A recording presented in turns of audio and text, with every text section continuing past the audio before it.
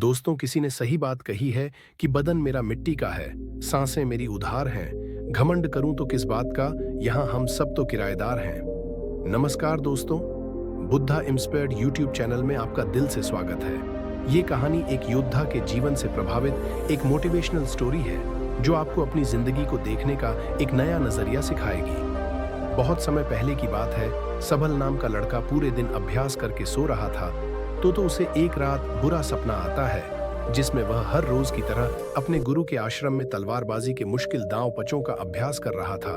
उसका अभ्यास अच्छा चल रहा था, लेकिन जैसे ही वह एक ऊंची छलांग लगाकर जमीन में वापस आता है, उसका एक पैर टूटकर कांच के टुकड़ों की तरह बिखर जाता है।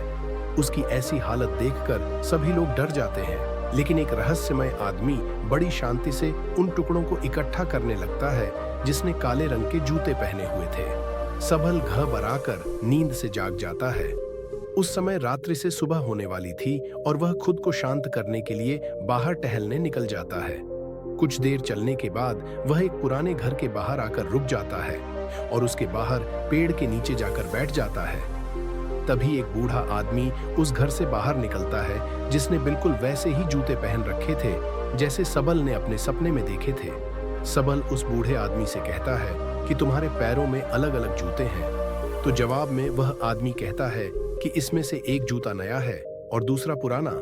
फिर सबल वहां से उठकर जाने लगता है और वह आदमी वहीं पर बैठ जाता है। लेकिन जब अगले ही पल सबल पीछे मुड़कर उस आदमी को देखता है तो वह आदमी उस घर की छत पर पहुंच चुका था, जो कि आश्चर्यचकित कर देने वाली बात थी, क्योंकि एक बूढ़े आदमी के लिए बिना किसी सहारे के इतनी जल्दी छत पर पहुंच जाना असंभव बात थी। सबल उस बूढ़े आदमी से पूछे कि उसने ऐसा कैसे किया, लेकिन वह आदमी रहस्यमय ढंग से चुपचाप उसकी ओर देखता रहता है। तो सबल वहां से चला जाता है। फिर सबल आश्रम के अभ्यास मैदान में तलवारबाजी का अभ्यास करने जाता है। सबल अपने आश्रम का सर्वश्रेष्ठ तलवारबाज था, लेकिन वह अपने प्रदर्शन से संतुष्ट नहीं था। वह खुद को दूसरों से बेहतर समझता था, इसीलिए वह थोड़ा घमंडी भी था। अपने आप को सबसे श्रेष्ठ साबित करने के लिए वह तलवारबाजी पर ऐसे ऐसे प्रयोग करता था जो कि बहुत ही मुश्किल और खतरनाक थे। ऐसे प्रयोग करके वह सर्वश्रेष्ठ तलवारबाज बनना चाहता था, क्योंकि तलवारबाजी के क्षेत्र में ऐसे प्रयोग और अभ्यास आज तक किसी ने नहीं किए थे। लेकिन उन अभ्यास को वह कर नहीं पा रहा था और बार बार जमीन पर गिर जाता था। उसके गुरु को यह सब जानलेवा सबल का अभ्यास पागलपन लगते थे। वह उससे कहते हैं कि तुम एक बेहतरीन योद्धा हो, लेकिन तलवार के इन अभ्यास को कर पाना संभव नहीं है, क्योंकि इसके लिए असाधारण ताकत, अचूक तकनीक और निडरता की जरूरत है। और अगर तुमसे जरा सी भी गलती हुई तो तुम बुरी तरह घायल हो सकते हो या फिर तुम्हारी जान भी जा सकती है। गुरु की बातें सबल को दुखी कर देती हैं। उसे इन विशेष अभ्यास को करने के लिए विशेष प्रशिक्षण की जरूरत थी, तो वह मदद मांगने वह उस बूढ़े आदमी के पास चला जाता है। सबल उससे पूछता है कि आप पल झपकते ही उस ऊंची दीवार पर उस दिन कैसे चढ़ गए थे, क्योंकि मैं खुद एक योद्धा हूँ और मैं अच्छी तरह यह जानता हूँ कि कोई भी योद्धा ऐसा नहीं कर सकता। वह आदमी सबल से कहता है, उसे समझने के लिए अभी तुम बहुत कमजोर हो और तुम्हें बहुत कुछ सीखने की जरूरत है। लेकिन सबल को अपने अभ्यास और ज्ञान पर बहुत घमंड था, इसीलिए वह कहता है कि मुझे हर चीज की जानकारी है और तुम मुझसे कोई भी सवाल पूछ सकते हो। तो वह बूढ़ा आदमी उससे पूछता है कि क्या तुम खुश हो। सबल को यह प्रश्न बेमतलब लगता है, लेकिन फिर भी वह कहता है कि मेरे पिता के पास बहुत सारा धन है, मैं पढ़ाई में भी अच्छा हूँ, मेरे अच्छे मित्र हैं, मैं देखने में भी सुंदर हूँ और लड़कियां मुझे पाने के लिए मरती हैं। जवाब में वह बूढ़ा आदमी कहता है कि अगर तुम्हारे पास सब कुछ है तो फिर तुम रात में सो क्यों नहीं पाते। तुम कल भी रात्रि के अंतिम प्रहर में मेरे पास आए थे और आज भी तुम रात्रि के अंतिम प्रहर में ही आए हो। उस बूढ़े व्यक्ति की रहस्यमय बातें सुनकर सबल उसकी तुलना दुनिया के महान दार्शनिकों से करने लगता है और उसे दार्शनिक बाबा के नाम से ही बुलाने लगता है। उसके बाद वह आदमी पूछता है कि अगर तुम देश के सर्वश्रेष्ठ तलवारबाज की प्रतियोगिता का हिस्सा न होते तो तुम क्या कर रहे होते। यह प्रश्न सबल को अंदर से हिलाकर रख देता है, क्योंकि उसने सर्वश्रेष्ठ तलवारबाज बनने के अलावा और कुछ भी नहीं सोचा था। पर उस बूढ़े आदमी ने यह सवाल पूछा, क्यों सबल को लगता है कि वह आदमी सनकी है, इसीलिए वह घबराकर वहां से चला जाता है। और उसे भूलने का प्रयास करने लगता है। अपनी रोजमर्रा की जिंदगी की तरह वह दोस्तों के साथ मजे करता है, नशा करता है और लड़कियों को आकर्षित करके उनके साथ समय बिताता है। पर इसी दौरान अचानक सिर्फ एक पल के लिए वह दार्शनिक बाबा उसके सामने आ जाता है। जो एक इशारा था कि सबल अपनी हरकतें सुधारे, तो सबल दार्शनिक बाबा से मिलने उसके पास चला जाता है। उन दोनों में थोड़ी बातचीत के बाद ज्योति नाम की लड़की खाना लेकर आती है, जो कि उस बूढ़े व्यक्ति की मनहे बोली बेटी थी। फिर वह दोनों खाना खाने लगते हैं तो सबल अपने मुंह में खाना ठोस नहीं लगता है और जल्दी जल्दी खाने लगता है। लेकिन दार्शनिक बाबा कहता है कि तुम्हें अपना खाना आराम से आनंद लेते हुए खाना चाहिए। वह कहता है कि तुम्हारे अंदर बहुत सी गलत आदतें हैं और अगर तुम मुझसे प्रशिक्षण लेना चाहते हो तो आज से ही तुम्हें मित्रों के साथ बेमतलब घूमना, नशा करना, मांस खाना, गलत काम बंद करना पड़ेगा। लेकिन सबल को अपने प्रशिक्षण और अभ्यास पर बहुत घमंड था, तो दार्शनिक बाबा उसे कुछ समय के लिए घुटने मोड़कर खड़े रहने के लिए कहता है, जो देखने में तो बहुत आसान लगता है। लेकिन थोड़ी ही देर में सबल का सब्र जवाब दे देता है और वह वहीं जमीन पर गिर पड़ता है। अपना घमंड टूटने और खुद को बेइज्जत महसूस करने के बाद सबल गुस्से में वहां से जाने लगता है। तो दार्शनिक बाबा उसे कहता है कि आत्म अनुभव हमें बहुत सी नई चीजें सिखाता है। हमारे अंदर हर सवाल का जवाब है, इसीलिए बाहर से सोचना बंद करो और अपने अंदर अपने आत्म अनुभव से उनके जवाब ढूंढो। फिर तुम्हें पता चलेगा कि तुम रात को इसलिए नहीं सो पाते क्योंकि तुम अंदर से खाली हो और तुम्हें अपने खालीपन से डर लगता है। वह यह भी कहता है कि एक यूं के लिए शरीर और दिमाग दोनों पर नियंत्रण होना बेहद जरूरी है और वह सबल को एक योद्धा की तरह प्रशिक्षित करने के लिए मान जाता है।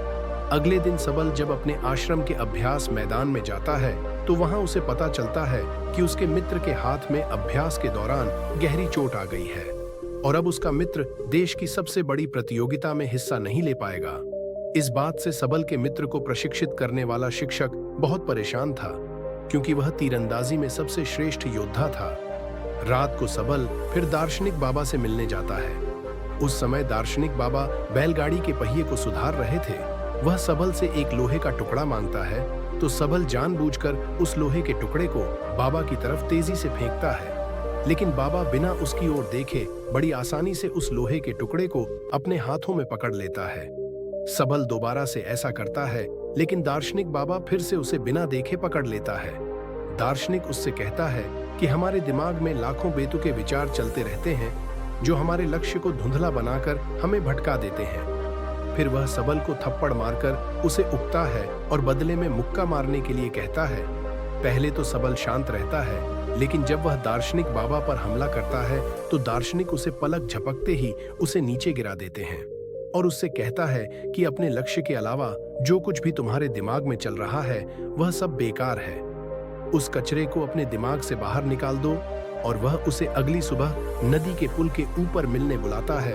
अगले दिन जब सबल नदी के पुल पर पहुंचता है तो दार्शनिक उसे धक्का देकर पुल से नीचे गिरा देता है। सफल गुस्से में दार्शनिक पर चिल्लाने लगता है। तब दार्शनिक कहता है, जिस पल तुम नीचे गिर रहे थे उस पल तुम्हारा दिमाग बिल्कुल खाली था, अब फिर से उसमें कचरा भर चुका है। सबल गुस्से में कहता है कि मेरे दिमाग में कोई कचरा नहीं भरा है।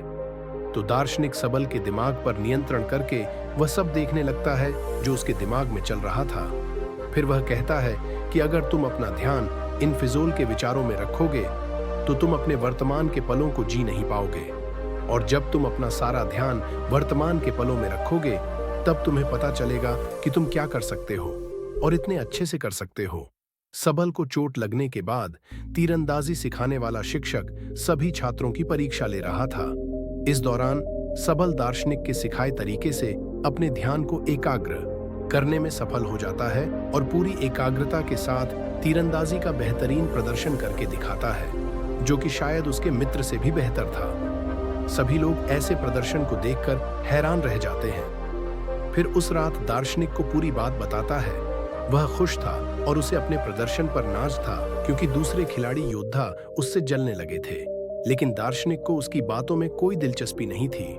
वह कहता है कि तुम अभी भी अतीत में जी रहे हो और तुम्हें अपने प्रदर्शन पर घमंड भी है, इसका मतलब अभी तुम कुछ भी नहीं सीखे। इतना कहकर वह उसे घर जाने के लिए कहता है और आज रात उसे कुछ भी सिखाने से मना कर देता है। लेकिन यहाँ कुछ अजीब होता है। सबल वहां छुपकर सुबह होने का इंतजार करता है और सुबह होते ही दार्शनिक का पीछा करने लगता है। दार्शनिक सांभर के अभ्यास मैदान में चला जाता है और जाकर एक ऊंचे स्थान में बैठ जाता है। सबल दार्शनिक के बगल में जाकर बैठता है तो वह महसूस करता है कि वह सभी खिलाड़ी योद्धाओं के दिमाग को पढ़ पा रहा है। वह उनके दिमाग में चल रही सभी बातों को सुन सकता है। उसे हैरानी तो तब होती है जब सबल स्वयं को उस अभ्यास मैदान में आते हुए देखता है। यह देखकर वह अपनी जगह से नीचे गिर जाता है। फिर उसे पता चलता है कि यह सब तो उसका भ्रम है। ना तो सुबह हुई थी और ना ही उसने दार्शनिक का पीछा किया था। यह तो दार्शनिक था जो उसके दिमाग से खेल रहा था।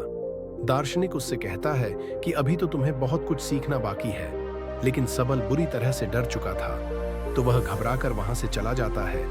इस घटना का सबल पर उल्टा असर पड़ता है। उसका आत्मविश्वास नीचे गिरने लगा था, जो उसके साथी योद्धा भी महसूस करते हैं और उसका शिक्षक भी, क्योंकि उसका प्रदर्शन कमजोर पड़ने लगा था। अगले दिन वह दार्शनिक के घर के बाहर ज्योति को देखता है, जो कि दार्शनिक के लिए खाना लेकर आई थी। वह उससे कहता है कि मुझे लगा था कि दार्शनिक के तरीकों से मैं एक बेहतर योद्धा बन सकता हूँ, लेकिन मेरे साथ बिल्कुल उल्टा हो रहा है। फिर दार्शनिक सबल से वह सारे काम करवाता है जो आज से पहले उसने कभी नहीं किए थे, जैसे कि कचरा साफ करना, गंदगी साफ करना, कपड़े धोना और लोगों की मदद करना, दोस्तों के साथ घूमना और गप्पे मारना बंद, मांस खाना बंद। सबल यह सब कर तो रहा था, लेकिन उसे यह सब बेमतलब लग रहा था। उसका प्रदर्शन सुधरने की बजाय दिन प्रतिदिन खराब होता जा रहा था, क्योंकि वह दार्शनिक की शिक्षाओं को समझ नहीं पा रहा था। और एक दिन तंग आकर वह दार्शनिक से झगड़ने लगता है। वह कहता है कि गंदगी साफ करके मैं कौन सा योद्धा बन सकता हूँ, लेकिन दार्शनिक कहता है कि मैं तुम्हें किसी भी स्थिति में ध्यान करना सिखा रहा था और इससे तुम्हारा घमंड और बुरी आदतें कम हो जाएंगी। लेकिन सबल का गुस्सा बढ़ता ही जा रहा था। वह कहता है कि तुमने पहले दिन मुझसे पूछा था कि क्या मैं खुश हूं, तो आज मैं तुमसे पूछता हूं कि क्या तुम इस खंडहर घर में खुश हो। असल में सबल को लगता है कि दार्शनिक जिंदगी से हारा हुआ व्यक्ति है जो अपनी जिंदगी में सफल नहीं हो पाया है, और उसकी रहस्यमयी बातें सुनकर वह गलती से उसके चक्कर में फंस गया है। दार्शनिक उसे अपनी भावनाओं पर काबू करने के लिए कहता है, लेकिन सबल तो उसकी एक भी सुनने को तैयार नहीं था और गुस्से में वह दार्शनिक से कहता है कि अपनी खुशी में खुद तलाश लूंगा और अपना प्रशिक्षण छोड़कर वहां से चला जाता है। अफसोस सबल यह समझ नहीं पाया कि दार्शनिक उसे निस्वार्थ भाव से दूसरों की सेवा करना सिखा रहा था, जिससे उसका घमंड कम हो सकता था। खैर, सबल ने अपनी पुरानी दिनचर्या को वापस अपना लिया था, जैसे नशा करना, मांस खाना, दोस्तों के साथ बेवजह का समय बर्बाद करना, लड़कियों को आकर्षित करके उनके साथ समय बिताना और दूसरों से श्रेष्ठ दिखने के लिए जानलेवा अभ्यास करना। एक दिन ऐसे ही जब वह खतरनाक अभ्यास कर रहा था, तब ऊंचाई से गिरने पर उसका पैर बुरी तरह घायल हो जाता है। इलाज के दौरान उसे पता चलता है कि उसके बाहने पैर की हड्डी सिर्फ टूटी नहीं है, बल्कि चकनाचूर हो गई है, जिसमें अलग अलग 15 दरारें पड़ चुकी हैं। चिकित्सक उससे कहते हैं कि अगर तुम अपना ठीक से ध्यान रखोगे तो अगले कुछ महीनों में तुम चलने लगोगे। सिर्फ चलने सबल को पता चल चुका था कि उसका सर्वश्रेष्ठ तलवारबाज बनना अब लगभग असंभव हो चुका है, क्योंकि उसे चलने के लिए भी बैसाखी का सहारा लेना पड़ता था और उसका प्रशिक्षण भी पूरी तरह से बंद हो चुका था। टांग टूटने के साथ ही अब उसका घमंड भी टूट चुका का था। फिर एक दिन ज्योति उससे मिलती है। उसे सबल की चिंता हो रही थी, क्योंकि देश की सबसे बड़ी प्रतियोगिता में हिस्सा लेने का उसका सपना टूट चुका था। वह दोनों एक दूसरे को अच्छी तरह से समझते थे और वह एक दूसरे को पसंद भी करने लगे थे। साब अपने सपने को यूं ही टूटता हुआ नहीं देखना चाहता था, इसीलिए वह अपने शिक्षक से मिलता है और कहता है कि मैं अभी की छोटी छोटी प्रतियोगिताओं में तो हिस्सा नहीं ले पाऊंगा, लेकिन 10 महीने बाद योद्धाओं के चुनाव की जो अंतिम प्रतियोगिता होगी, मैं उसमें जरूर हिस्सा लूंगा, जिसके लिए उसने प्रतियोगिता कराने वाली समिति को अपना आग्रह पत्र भी भेज दिया है। लेकिन शिक्षक को उसकी हालत देखकर लगता है कि सबल अब कभी भी प्रतियोगिता में हिस्सा नहीं ले पाएगा, क्योंकि उसके पैर की हड्डियां टूटी हुई हैं और अब उसका प्रशिक्षण भी बंद हो चुका है। अपने सपने को टूटता हुआ देखकर सबल गुस्से से भर जाता है और घर जाकर तोड़फोड़ करने लगता है। यह द्वार उसकी जिंदगी का सबसे मुश्किल दौर था। उसका सब कुछ बर्बाद हो चुका था। अब उसके जिंदा रहने का कोई मतलब नहीं था। इसीलिए अपनी जिंदगी खत्म करने के लिए वह एक ऊंची पहाड़ी पर चढ़ जाता है। इससे पहले कि वह नीचे कूद पाता, वहां कुछ अजीब होने लगता है। उसे एक इंसान नजर आता है जो कोई और नहीं बल्कि उसी की बुरी परछाई थी। वह परछाई उसके घमंड, उसके गुस्से, उसके डर, उसके संदेह और उसके अंदर चल रही उथल-पुथल को दर्शाती है। वह कोई और नहीं बल्कि उसी के अंदर का शैतान था जो सबल को नीचे कूदने के लिए उकसा रहा था।